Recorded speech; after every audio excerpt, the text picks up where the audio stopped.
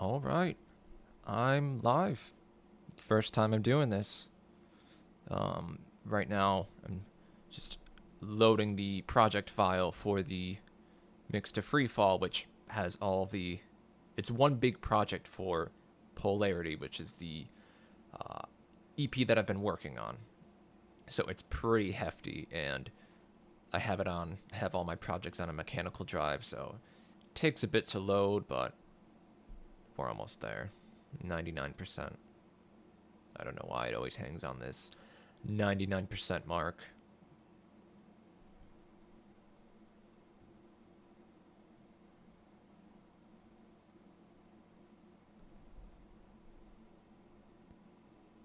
Oh, and here it is. So I'm just going to jump right into it. Um, this is the project file for, like I said, Polarity, which is the EP I have been working on. There's one song that isn't in this project, which I have that in a separate. It's in its own project. And I don't know if I'm actually going to add it to this one because for whatever reason, this project is a bit unstable.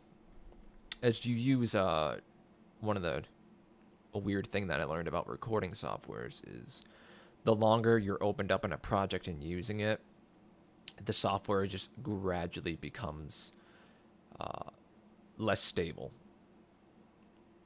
And I think most people never recognize it because they don't have poorly built projects like this one.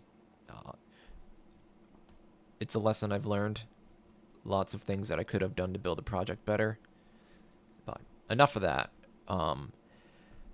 How I'm going to do this is I'm going to just work my way down. So these are all the tracks for Freefall. And I'm just going to go one by one and kind of explain what I did.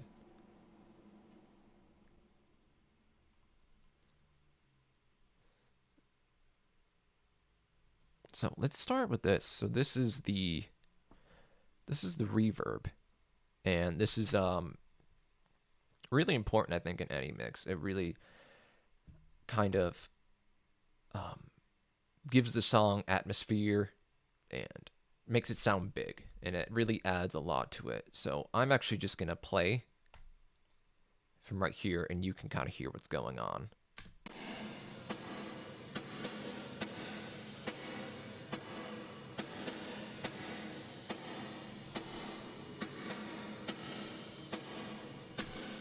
So in that section, it's mostly just drums going into it. Because if you send everything to the reverb, it starts getting kind of muddy and doesn't sound clear. But in other sections of the song, like the chorus,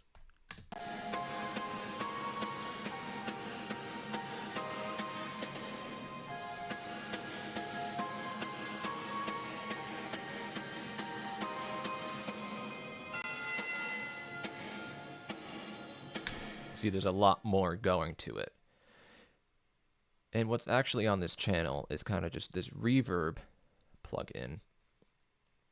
This is kind of a stock plugin that comes with the recording software that I'm using.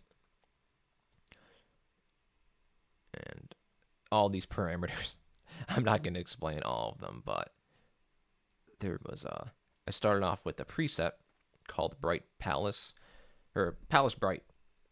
And from there, I kind of just modified it to make it work with the kind of feel that I wanted, the kind of ambience. And then I'm having it go through. No, actually not having it. It's going through this EQ, but that's only towards the end when the song's kind of fading out. As you can see, these are the high frequencies, and it's just cutting them out.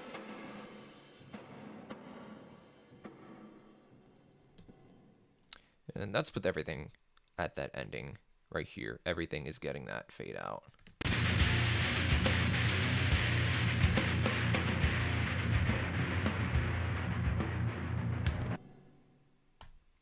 So that's the reverb and kind of the ambience of the track. Now let's I'm going to move on to the guitars here. And I have a bass in this as well.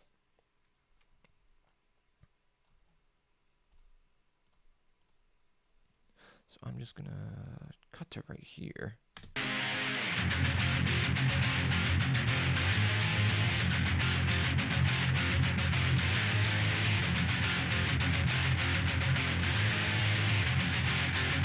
Just two guitars going there and a bass.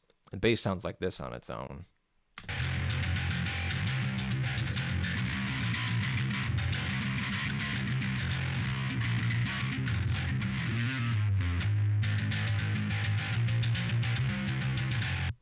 And then we got three bass cabinet speakers, or three bass cabinet simulators, or bass speaker emulators going on. This is the primary one that I use.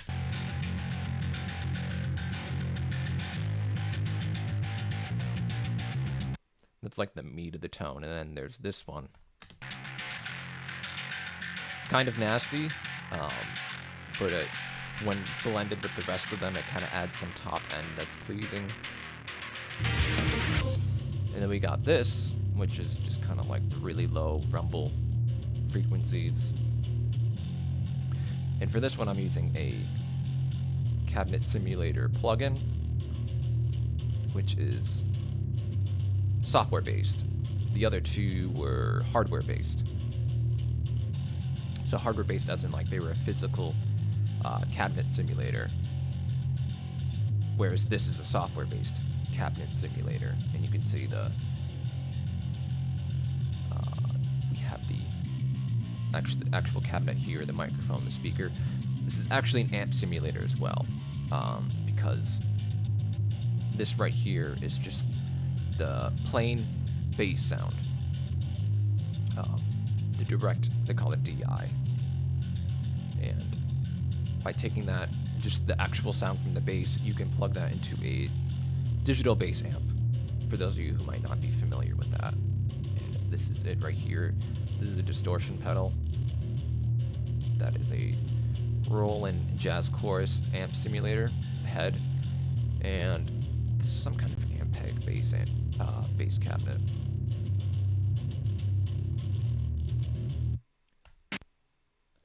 So that is the bass, the primary bass tone.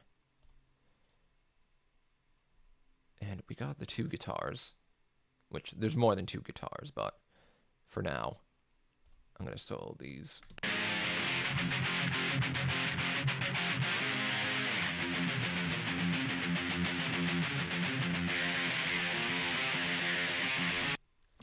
Now, both of these are using, they're using two different distortions. They're going through a distortion pedal, which has two voicings on it, and they're going through the same guitar amp and everything else. The only real difference is the distortion voicing. And by having two different voicings in each ear, because they're split, one in each ear, it gives it a fuller sound. They sound a bit more wider because they're not the same exact guitar sound. And I've been doing that, I think, starting with this EP. That's when I started doing that. And these they both have the same cabinet simulators. This being the primary.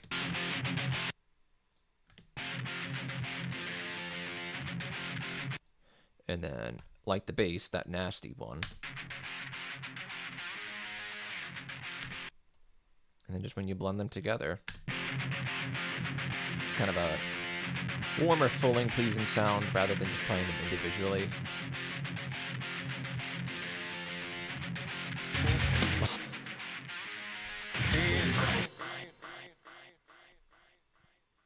So these were the rhythm guitars.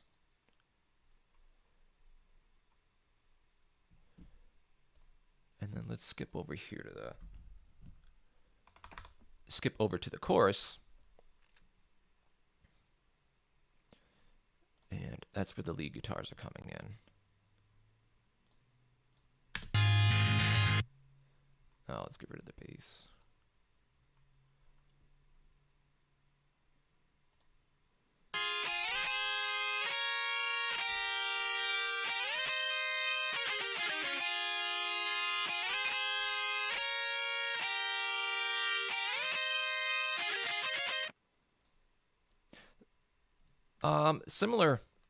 Similar tone to the rhythm guitars. I think I'm using a different pickup on the guitar. I think it's the middle in bridge.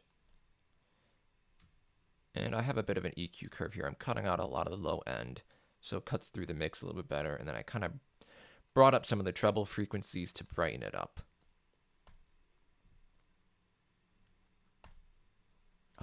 Not crazy in-depth post-production work, because usually I dial in my guitar tones as close as possible to how I want them to sound in the song itself.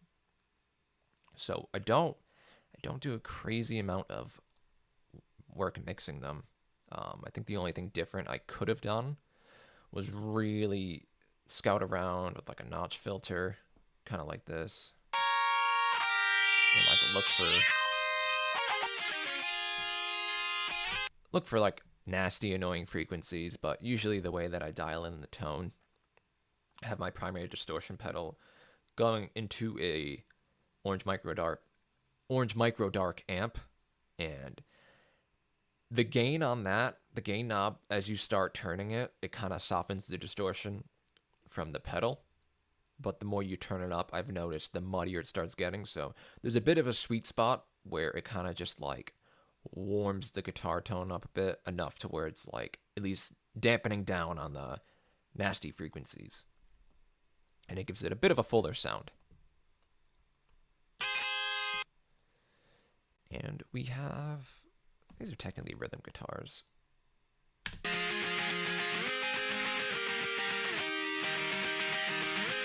These are very, very similar to regular rhythm guitars. Wow, I didn't do any EQ on them. I think I just liked how they sat in the mix naturally. So actually, I think the lead guitars, I don't think there's a pickup switch. I think they were pretty much similar to the first rhythm guitars that I showed you down here. And I think these rhythm guitars, I believe, I had the pickup switched to the neck and bridge position.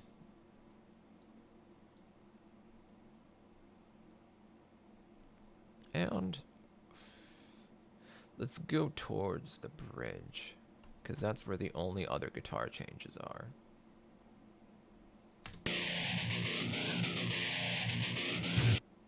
So right there, I'm using this plugin, this guitar effect, we'll call it. Is it not going to show me it? Oh, there it is.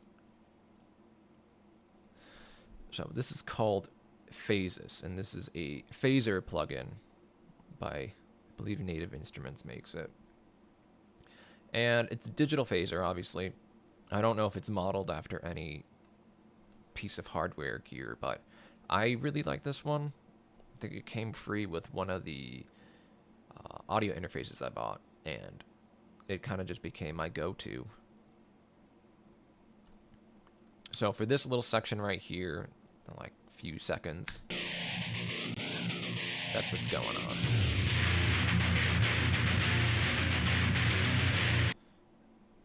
And then when we get over here later on into the bridge breakdown, I have it labeled bridge over here. We've got this phaser going on. This isn't super fancy, and that's probably why I like it. What is that? There's only 3 knobs, and I think you just have the capability to go pretty extreme with it, and I think that's like the main reason why I like it. I use this similar feel in Stay the Course, and I'm pretty sure this was the same preset, which I created this preset, but I'm pretty sure it was the same preset. I just like went over here and looked for that preset, and then it sounded good with the song. So that's what's going on there. There's also some side chaining going on. I don't know if you were able to hear that dip. If you're looking right there, each time the kick drum hits, it's ducking down the volume on the guitars. This is more so for effect. It kind of gives it a pumping feeling. So this was also done on Stay the Course. This was an idea that I liked that I don't think I really did justice 100% in Stay the Course. So it was kind of something I wanted to revisit and explore. And the same thing is happening with the snare. Each time the snare hits,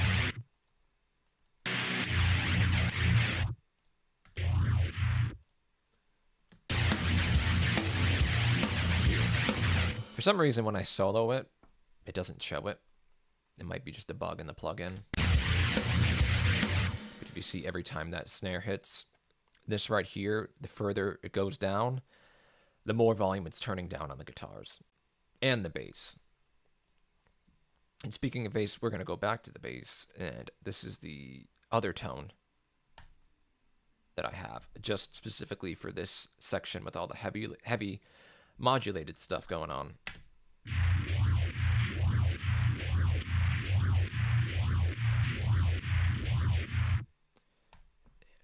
this is quite the effects chain. So we're just cutting 30 hertz, roughly, 36, whatever, because it's just a lot of rumble and mud noise that it's really information you don't need.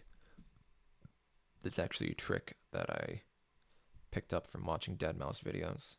I know, completely unrelated genre, but he's a cool dude. And then we've got this, which is a distortion, and I think I just selected a preset up here that I really liked. And what, I have another EQ? Oh, it's going into another EQ. I think the mixing process was probably a bit hectic, so kind of redundant EQ. I probably could have combined these two.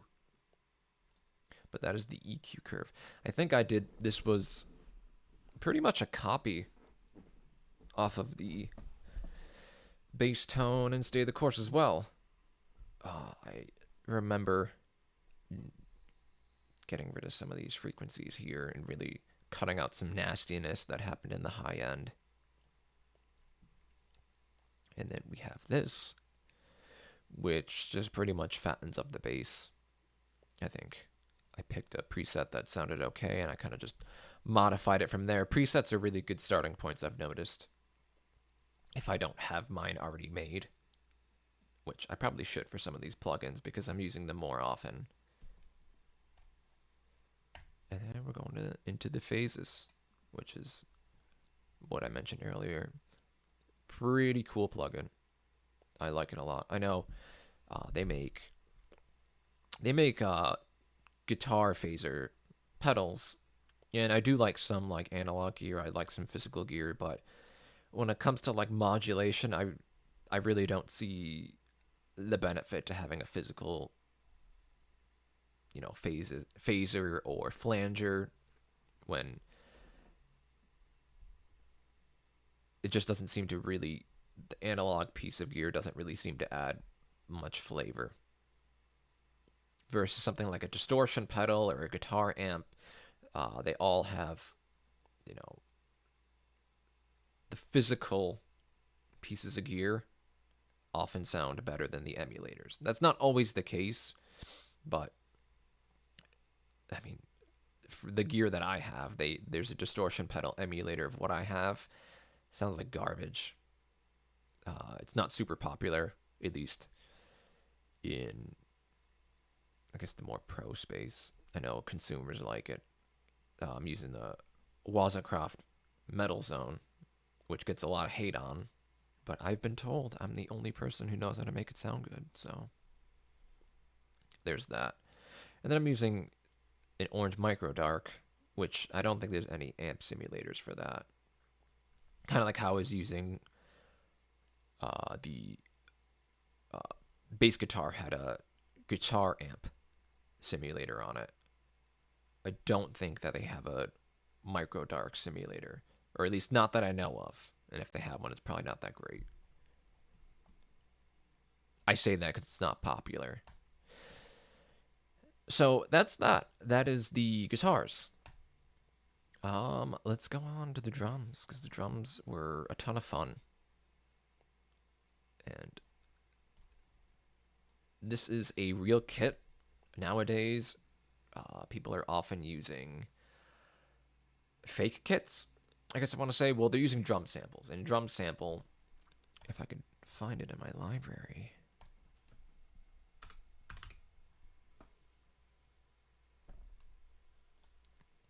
Let's see. Okay, so here we go.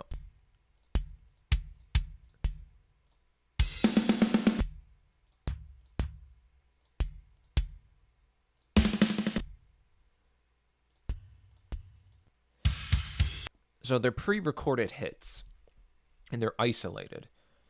And that's often how modern drum production is done. Usually they are, for the most part, entirely replacing a drum performance with these pre-recorded hits because they're separated and there's no cymbal bleed getting into the microphone. So you can hit them harder with compression. You can make them louder in the mix without making the cymbals jump up randomly every single time the drum hits.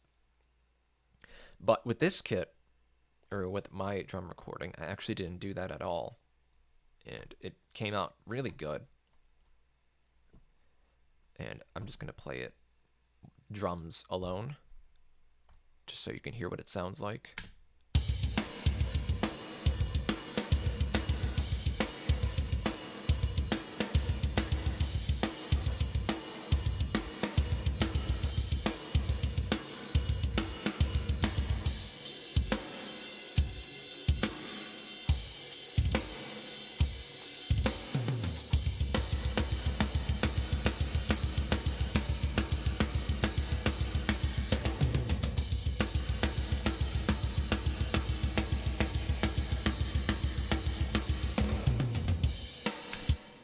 So, yeah, I was really happy with how the drums came out. And I'm just going to go over each drum. So for the snare, there's just one snare mic on top of the drum, not underneath. Usually, not usually, sometimes you'll often get a top snare mic and then like a bottom snare mic. This only had a top, and I got it sounding pretty good, I have to say.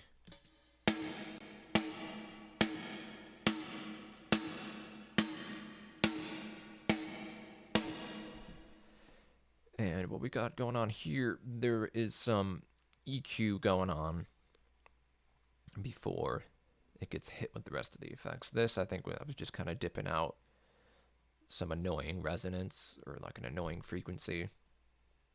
This was just kind of giving a bit more clarity. This was cutting out unnecessary low-end frequencies to make it cut through the mix a bit better. And then it's going through this, which is a transient. I'm not very good at explaining these. All I know is it makes things have a bit more. It adds treble and top end different or better than just like or more extreme than how you would add treble and just like an EQ. So like it adds the top end like I have right here differently. And it does other things too. Not very good at explaining it. All I know is it makes things sound clearer. At least this one. And then it's going into a compressor, which compressors, If you're not aware, if you don't know what they do, the easiest way to explain it is it's making the louder parts, louder bits of the sound quieter. It's clamping down on them, and in turn, it turns up the rest of the volume on everything else. You're kind of sculpting the volume in a way, and often stylistically, and often in a way that makes the source cut through the mix better. So, we've got that compressor going on. Stock compressor, nothing fancy. This came with Mixcraft, the recording software I'm using. And then it's going into this gate. All this is doing, really, that transient, this thing, it kind of gives off some noise because it's trying to replicate a piece of hardware, tube-based, I believe. I'm assuming. Yeah, it says like 1964. I'm almost positive this is replicating. Well, yeah, it is. Tube harmonics. And that's all this gate is doing. This noise gate, what it does is you set a level to where the volume has to be a certain level for it to be heard. If it's not loud enough, it won't go through this gate. So pretty much if the snare is not hitting, there's not going to be any noise coming out. So you won't hear any of the noise from the this gives off noise too, but you won't hear any noise from this. Not the best explanation, but hopefully you kind of get the idea.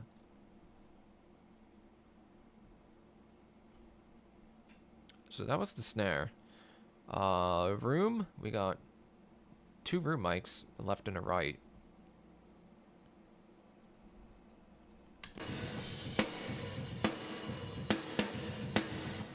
Oh, let me turn off the snare.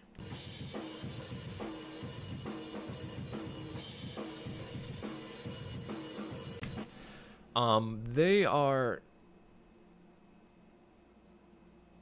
just adjusting the sound a bit. They are adding a bit of ambience to the drums, but also they're having the sustain. Nobody ever explained that to me. People always talking about how, you know, drum rooms, they add ambience and they add, you know, aggression to the cymbals, but just from mixing real drums and learning how to do it, I've noticed they'd add a lot of sustain, especially to the snare. So what's going on with this is, well, we're just cutting out some of the unneeded frequencies. This helps. It helps make everything fit better in the mix. We're going into this. I don't know if this is necessarily the best kind of compressor. This is a compressor for this kind of job, but I'm really squishing it, really clamping down on the signal, as you can tell just by listening. That's what it sounds like without the compressor.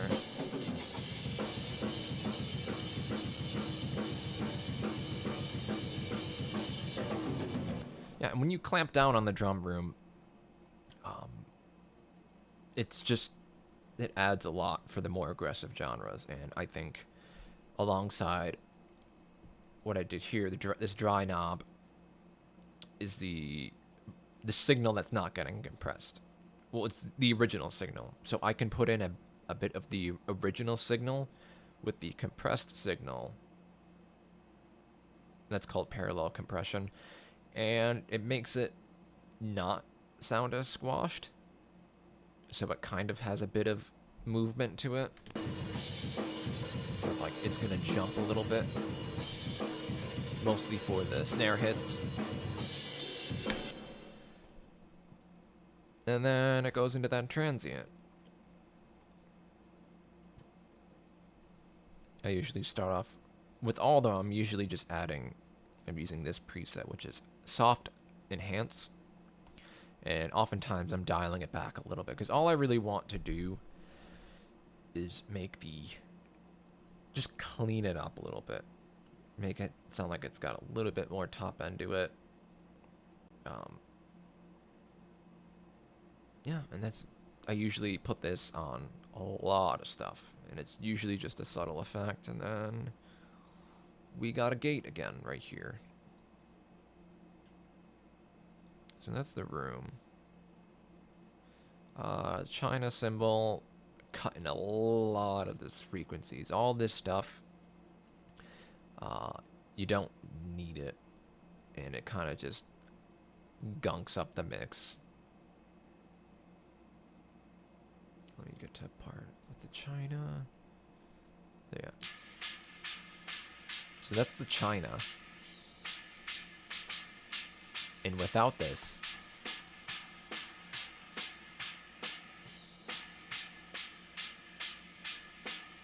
might be subtle unless you're like listening on really good speakers, but when you don't do this, also you don't cut all of these frequencies. You're often getting some of the bass drum and the snare drum, and you don't want that. You just want to get the China or the cymbal. And then, we got Ride. Similar concept. You can hear the drums a bit more when you turn off the EQ on that. It could be just the mic placement or where the cymbals are placed on the drum kit. And we got the overheads, which are the two microphones on each opposite end of the drum kit that's responsible for picking up the cymbals, and you just get some of the top end of the drums. Kind of a similar EQ. Going into this transient like the other stuff. And a gate, which really isn't doing much, but it's for when nothing is being played. There's no noise coming from this transient, like I was mentioning before. It sometimes could be noisy, because depending on how much you use it or how much you're boosting it.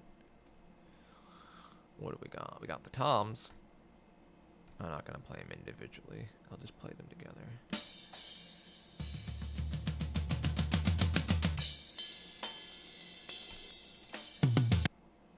Here we go.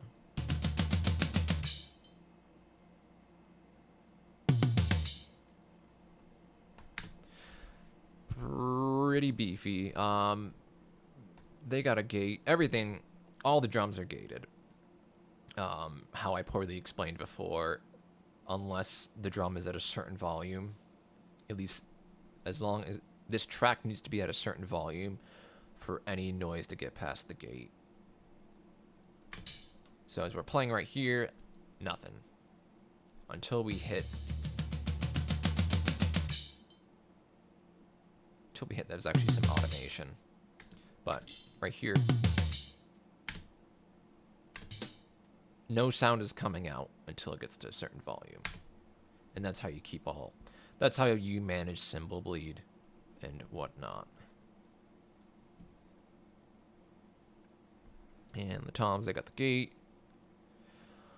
A bit of an EQ curve going here, cutting out some of the low information we don't need. Getting some of this mud, bringing up some of the clarity. Going through this transient. And we're going into this compressor. Using a lot of the same plugins.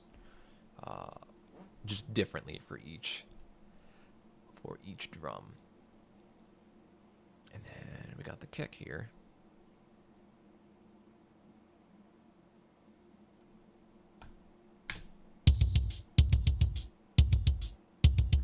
Sounds pretty beefy.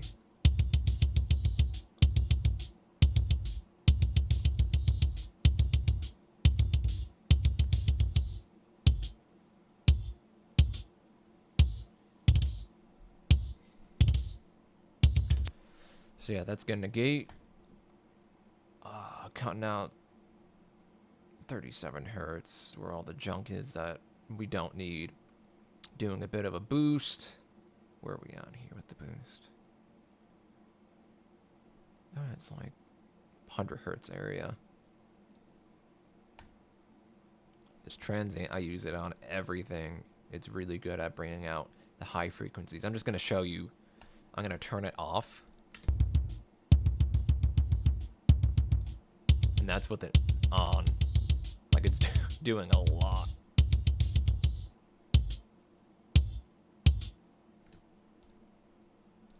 We're going to keep that on. And it's going into this EQ, which is, I think this is modeled after, it's probably modeled after some hardware-based equalizer, some, you know, tube-based. Pretty sure I clicked the fat and warm preset, and then because I go through these presets, they're often a good starting point. I'm sure I said that already. And then I kind of just dialed the knobs, or messed with the knobs, adjusted some things to make it, to sculpt the sound the way that I wanted it to, and also in a way that sat in the mix well. And back into this compressor. This has been like my go-to for pretty much everything. I don't know if it's the right compressor to use for everything, but I don't care because it works. And that's all that really matters. Hi-hats. Similar thing with the cymbals. We're cutting out all that junk that we don't need.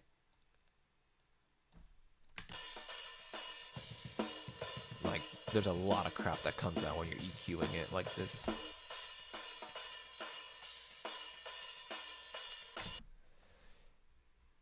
So, that's that. That is the drums. And then orchestra is pretty much everything that wasn't guitar, drums, or vocals, pretty much got lumped into here. And I'm just going to solo them because I think it's cool to hear them on their own.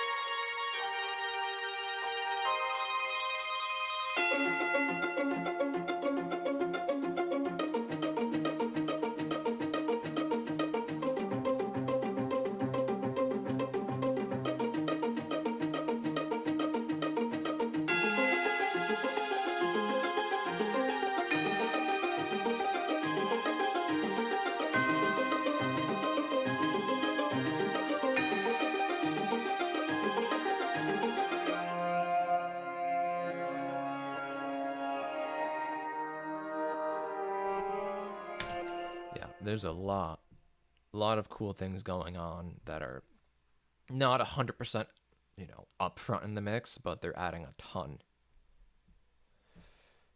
And let's go through it. So we got the piano, which is super faint in the background.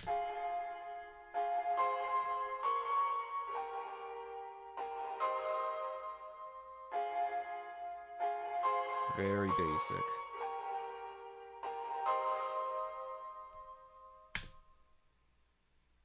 Kind of just adding a little bit of just filling in space. A lot of this piano is going into that reverb, like I was mentioning before. It really adds the ambience. Super basic part. And then we have this.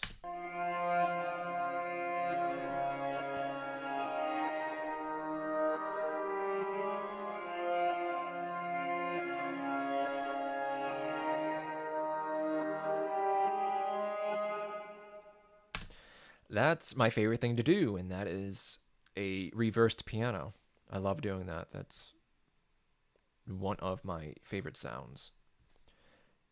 And for that, I obviously took a piano part and reversed it. me see if I could just reverse it right now.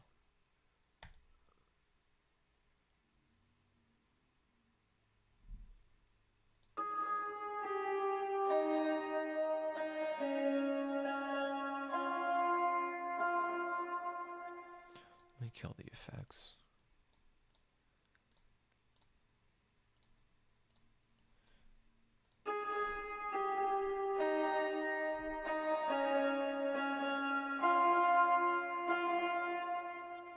So yeah, that was the piano part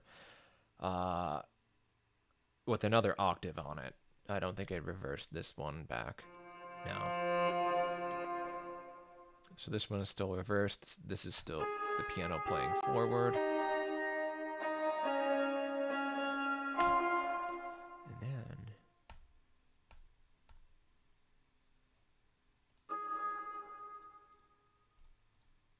on reverse, and then we're back to how it should be.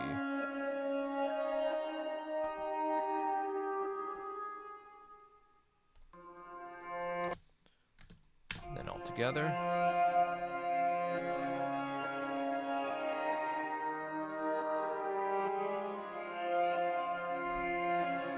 I don't know if you could tell the frame rates are dropping. The project is slowly becoming unstable, like I was mentioning before.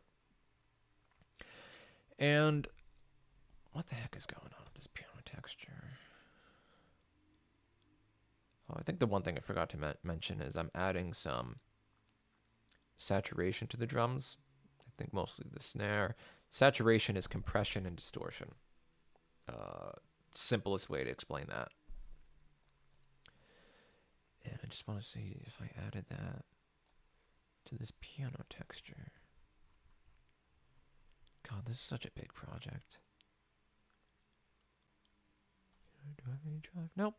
No drive, just this red compressor, which came with one of my Focusrite interfaces. I don't know, it's free. It works. I like how it sounds. Every compressor is different. I used to think that they all functioned the same. It's not the case at all. They're all very different in their own way. And this is a different phaser that I'm using on it. I think I'm using the Embrace the Flames. Yeah. So the ETF Embrace the Flames. That's a preset that I made for the intro guitars on Embrace the Flames, and I think I just stuck with that and probably did a couple slight modifications to make it fit, but oftentimes when I make a preset, kind of like I also did that with the flanger, I kind of just stick with it, and that becomes my starting point, and it might be my end point if it works well. You know, you can sync, which the effects is synced up with the timing of the song, or you could take it off. It's no longer synced with it, a little different.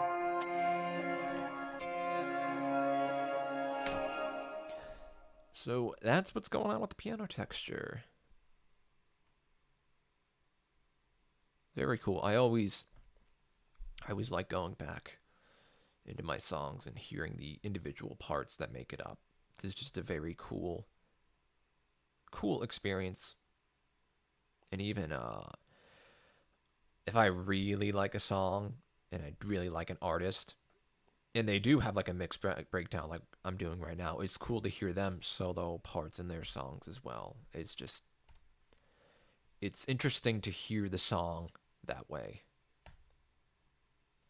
And then we got the Fairground organ, which has been on everything in this EP. You know, Down Below, Polarity, and this song.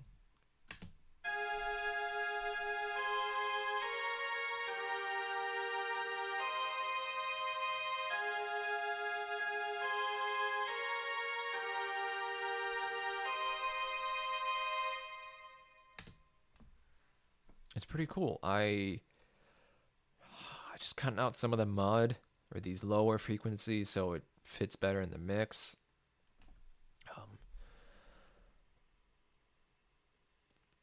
It's a cool instrument.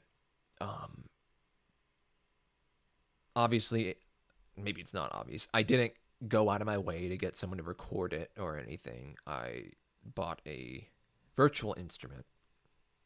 And virtual instruments, for what people don't know, they're digital versions. I guess they're like digital versions of real instruments, or sometimes they're just their own thing, like a synthesizer. And with this fairground organ, it's a sampled instrument, meaning that somebody or a company went ahead, recorded somebody playing individual notes that I can manipulate and add and make my own parts out of. So that's what I did with this fairground organ. It would be cool to go get a real fairground organ, but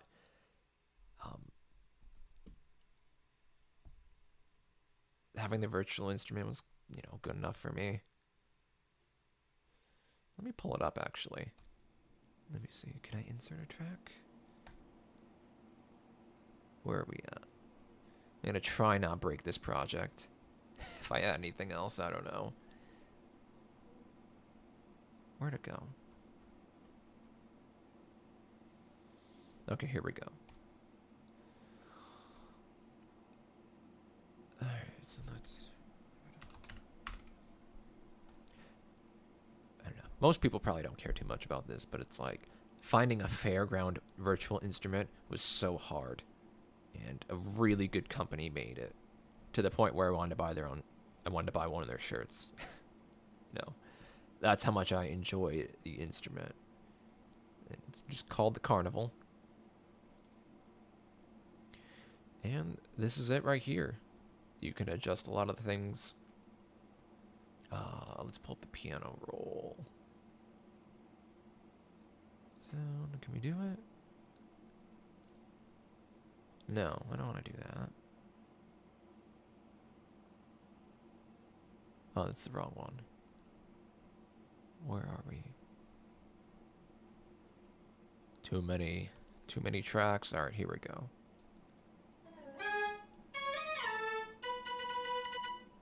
So yeah, all these parameters are here that you can adjust.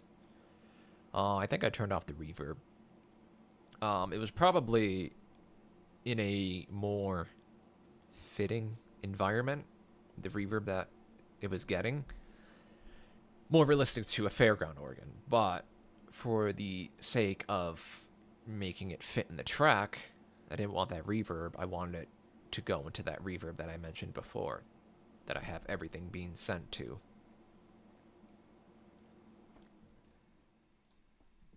But, I mean, if you want to program something, you got your notes right here.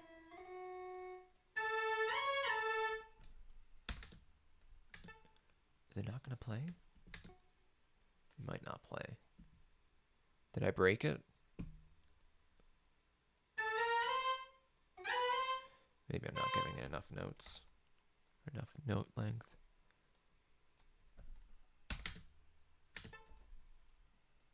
I broke it.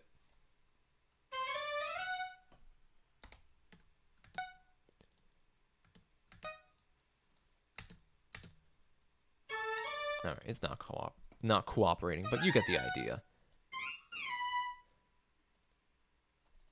I think we can hit quieter notes. We should be able to. Maybe not.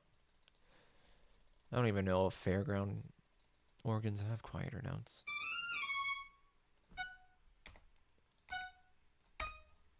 Okay. So that's a horrible overview of the fairground organ.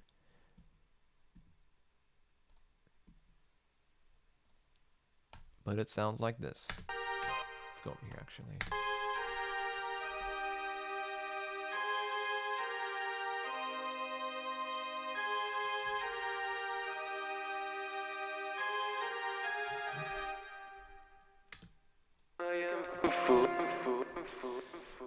And onto this, the Commodore 64, which, let me unfreeze this. I think it's just a preset that I found.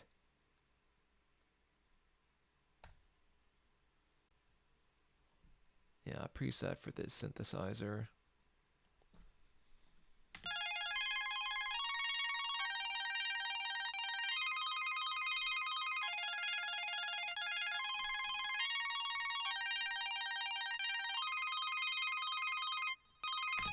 I mean, there's no reason why I should have went and made my own synthesizer to get that sound. I know a lot of people like to make their own. They like to make their own sounds.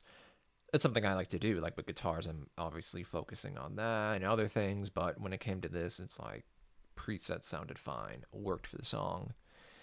And what do we got here? Cutting a ton of junk out and really boosting the high end. Doing this was almost solely to get it to cut through the mix. I don't even know if it was a stylistic choice.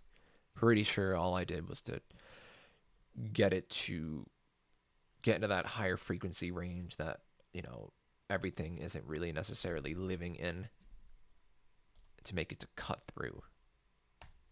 More of a texture thing. And we got the plucked strings, which you kind of heard a little bit already.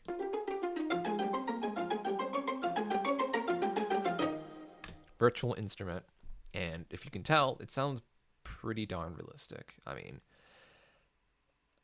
I highly doubt anyone, other than, you know, most musicians knowing that we're all using virtual instruments and sample libraries, like your average person is probably going to think that sounds real as real.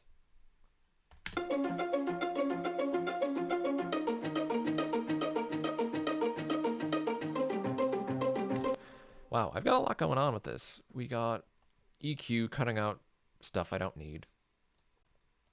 Compressor, clamping down the signal. Not too much.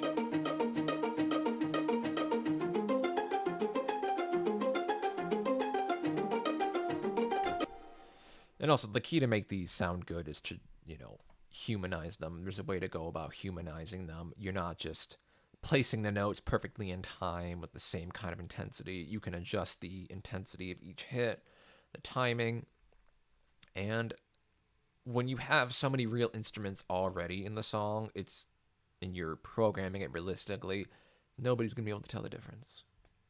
Nobody. I actually heard a real violin isolated the other day from, you know, listening to somebody else mix, and I couldn't tell if it was real or sampled. It was real, but these virtual instruments, these sampled instruments, they're just so good nowadays that you often can't tell the difference. I mean, having a real player is still the best, but, you know, not everyone has the means to go find a good violinist or string section, record them, and have the money, and also have it sound good, because that's a skill.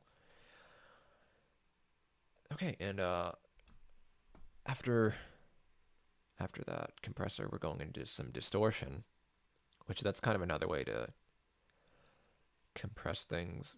Makes it sound a bit more aggressive, cuts through the mix a bit more. I'll turn it off. Now on. Sounds a bit more aggressive. Also picking up a bit of the low end. And this transient, let's see here. There we go.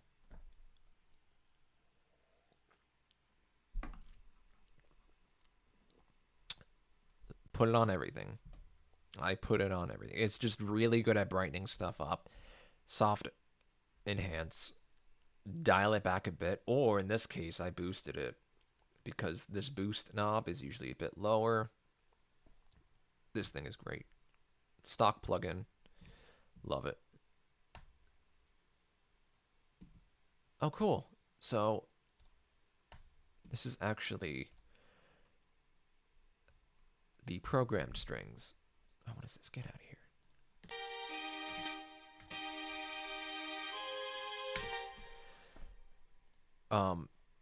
If you look right here, the plucked strings, you know, it's just an audio wave. Right here, you see all this. This is the programming going on. I think that was just a backup just in case I didn't like how everything came out. Because if you see over here, there's no effects on it. I baked in all the effects into one track. because this project was even more unstable beforehand. I kind of combed through it, um, made all of the resource intensive virtual instruments. I just rendered them out into an audio wave. It's helpful for kind of moving things along, because once all the effects are baked in, you can't really go back and fix things. I hate doing that, but when I was fixing this project, everything was pretty much done anyway, so I kind of just did it. But it's cool that we have this here, because I can show you the programming. And if we zoom in, everything looks pretty spot on. But there's features in the virtual instrument that humanize for me. I think there's like, down here, this is the intensity of each hit. So there is a little bit of variation. But I didn't go too crazy with the humanizing, because it's just, they're ringing out some chords.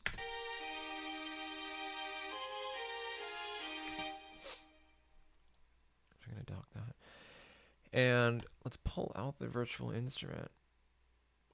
So this is it, session strings 2. And you can adjust articulation. It's pretty cool. And where's the effects? So we're just going to go here. And you got this little humanization thing right here. So the pitch is being humanized because violin players are not perfectly in tune. Not everything is perfectly in tune. This instrument is, but if you want it to be convincing and sounding realistic, you want some variation in the pitch. You want it to be a little bit out of tune. It also makes things a bit more fuller when everything isn't spot on in tuning. And then we got this timing knob right here, where this is making everything a little bit out of time. And this is a quick and effective way, at least for this kind of playing, to humanize it. It's still pretty consistent, but it's not spot on. So there is that human factor, that imperfect factor that really makes these instruments sound realistic and good.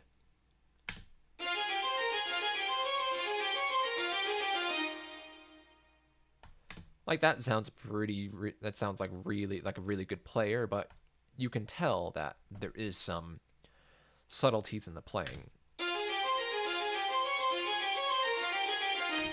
Like that initial hit is pretty hard, and then one of the hits kind of drops down a bit. That's how real playing is.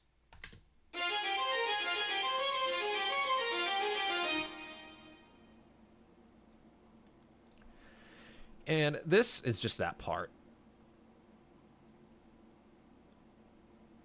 Just rendered out. Oh, we got the glockenspiel. Everyone's favorite. Every modern day commercial's favorite instrument.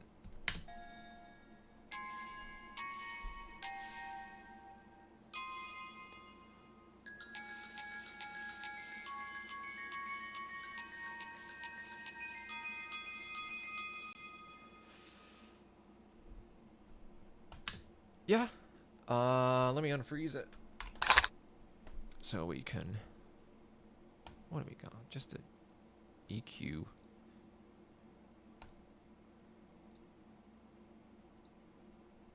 Where'd it go? Why is it not showing? I had a different screen setup. I had my secondary screen this way. No, I had it this way. And I moved it to over here. And now there's a lot of stuff appearing over on this side. I don't know why that happens. There we go. So, cutting out a lot of the low end, we really don't need. I really didn't need that information. I really just wanted it to be like a crystal, crispy, clear sound. It's just another layer to this, I don't know, new age orchestra. I don't know what you would call it. And then we got tubular bells. which this is super cool. Virtual instrument. I used to play these in high school. I was a percussionist. And this sounds pretty much like a tubular bell, especially in the context of a mix. When you got all those instruments together, it sounds just like a tubular bell, and it's a virtual instrument. And unlike, so there it is right there. The cool thing is you can only play notes in the actual range of the instrument. And unlike, pretty much all of these instruments that I'm using other than the synthesizers. Actually, you know what? I'm going to stand up. I have a super cool desk.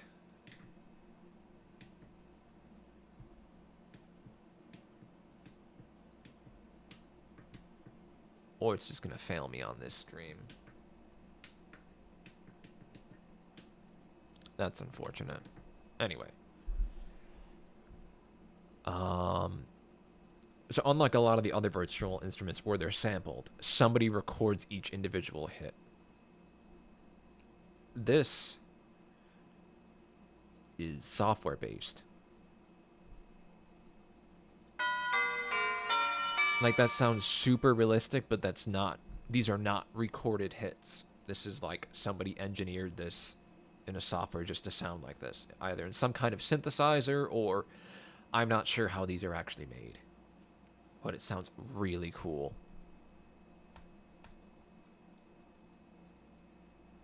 And it just like really adds to the song.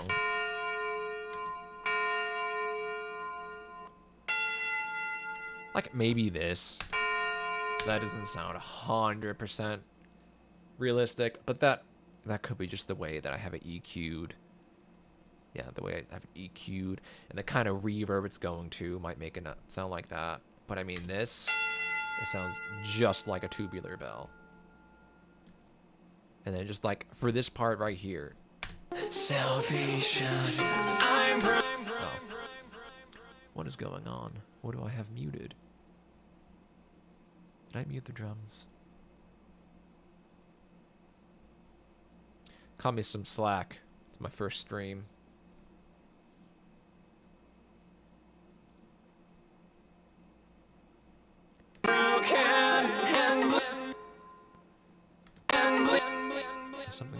Something soloed in the drums. There we go. I don't know why love. Here we go. Eyes ahead, but this ride is worth the pain and suffer.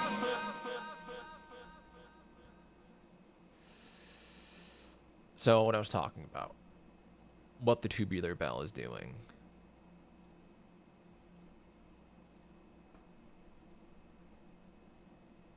The pre-chorus, we got plucked strings, we got a cool guitar riff, and then this tubular bell just comes in and hits and just really adds to it.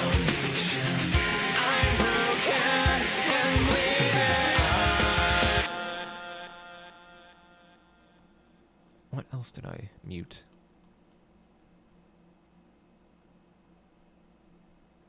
Oh my goodness, so many tracks. Do I have the bass muted? Yeah, I had it muted. You get the point. You get the point with the tubular bells. It's cool. It's pretty freaking cool. And we're at the vocals. This time is like a crazy nightmare in my head. There's nothing that I can do. The days are going by so slow. My heart has been ripped in three. I need some salvation. I'm broken and bleeding. I don't know what lies ahead, but this ride is worth the pain and suffering.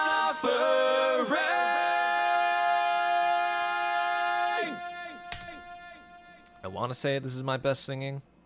I think it is, but this is close to the most stacked vocals I've ever done. I mean, the verse we got doubles. We got this one. This time is like a and then this one is underneath it. crazy nightmare in my head. There's nothing. And that's adding a fullness when you have a double. When you've got another track of you singing the same part, different pitches, different timing, adds a fullness, especially when you don't have them at the same volume. If these were at the same volume, it would sound a bit distracting unless I edited the crap out of it, which a lot of people do that. Sometimes that's cool. This EP, I really didn't want to go crazy on the editing. That might change in the future. I might start going with a bit more in the modern editing. I don't like doing too much. I wouldn't go crazy, but you know, at the end of the day, it's all about making changes that make the song better. At least to me. But we got these doubled vocals. And we got doubled harmonies, which is pretty cool.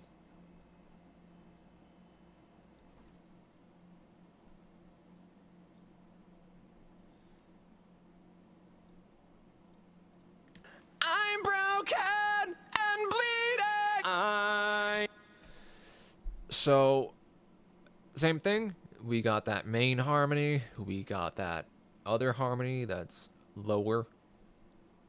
Much lower. It would sound a bit distracting if they were both together at the same volume. And yeah. Other than that, where we got megaphone vocals, where are they at? The megaphone, where is it at? Right here. Feels like I am falling in an endless soul, and no one can hear me scream. The path to happiness is gone, and now it's hard to breathe. Megaphone, telephone with delay, whatever you want to call it. And what else we got? We got the scream. The like one spot where I scream.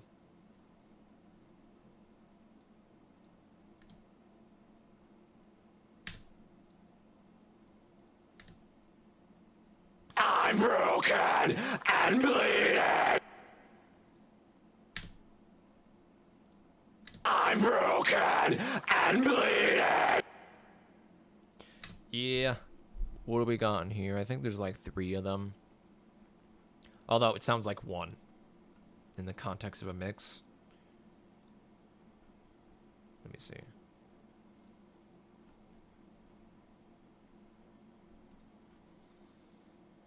Yeah, it cuts out really quick because if I didn't do that, it just, the reverb and the delay and the lingering voice just didn't sound good with the lead coming in right after that.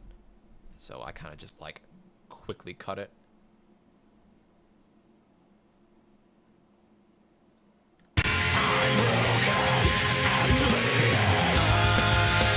And like in the mix, you can't even tell that it's just like a choppy cut. And if you listen there, it kind of just sounds like 1 scream. And it works.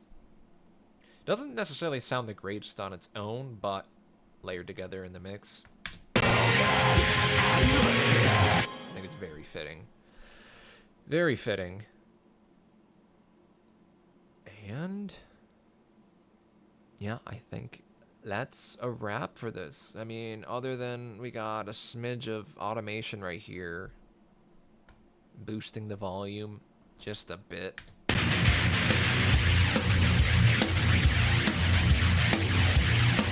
Right there, and then on the pre-chorus, we dip it down a bit. I need some salvation. And we come back there, kind of just adds a bit more intensity. Oh god, you see all this? This is all vocal automation. This is me manually adjusting the volume. Sometimes it's what you gotta do. But yeah, I'm gonna call it there. Um, I don't think there is, you know, too much crazy stuff to go over. This isn't a tutorial. This is just me sharing the mix process and some of the stuff that I did. I guess super quick, we could go over the master chain.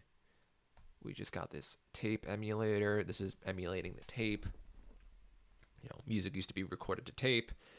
When we got to digital, things sounded a bit too clean, so we add stuff like, you know, tape emulation to fatten up the sound. EQ, pretty subtle. We're just cutting out that junk in this lower region. A little bit of boost in the bass, and we bumped up some of the clarity because the tape emulation, it kind of kills a little bit of the clarity while boosting, you know, the beef of the song. So I bumped that up a bit. What else we got? Then we go into some compression, really just kind of keeping the drums and other things that are jumping up and just squashing it a bit back down so the volume is a bit more even with the mix. And then we go into this limiter, which is pretty much stopping any audio from getting to a certain loudness, not perceived loudness like decibels. Like, it's set the output ceiling, how loud it's supposed to be. It won't go any louder than -1 decibels. And it could get louder if I wanted it to and still be at -1. So I'm going to push the input and you're going to hear it get louder.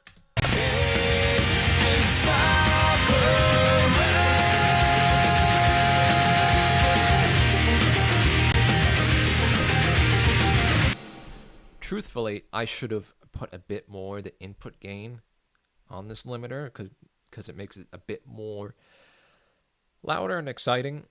I'm probably going to be doing that with the EP. This isn't getting much done to it, but everything on the EP that's already been released will be getting remixed and remastered to fit neatly together with the EP. It's going to be a lot more subtle stuff, and, you know, having the master, you know, getting remastered to fit with everything else. I'll probably, you know, push it a little bit harder to make it sound a bit more exciting, but you start hitting this too hard, and then, you know, you're killing the dynamic range. Things just sound super flat. I don't want to do that, but I would like to push it a bit harder just to get it a bit louder and not as bouncy. Yeah. So that's going to be it. Now I'm done. I hope you all enjoyed this. Definitely let me know if you want to see more videos like this or have me stream more. But to tell you the truth, I'm probably going to do it whether you want it or not. Because there's definitely somebody out there who likes what I'm doing that wants to see me live stream. Is there a lot? I don't know. We'll find out. But yeah, thank you for watching this, and I look forward to doing more live streams.